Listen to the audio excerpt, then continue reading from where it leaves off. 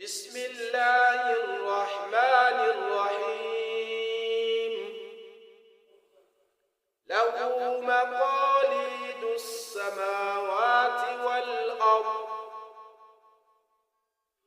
والذين كفروا بآيات الله أولئك هم الخاسرون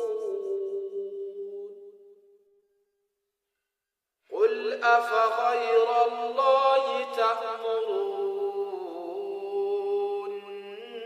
تأمروني أعبد أيها الجاهلون ولقد أوحي إليك وإلى الذين من قبلك لئن أشركت ليحبطن عملك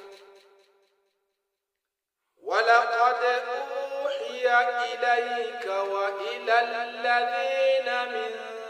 قبلك لئن أشركت ليحبطن عملك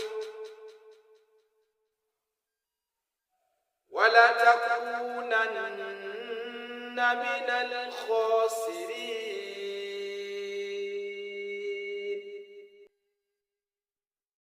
بل الله فاعبد وكن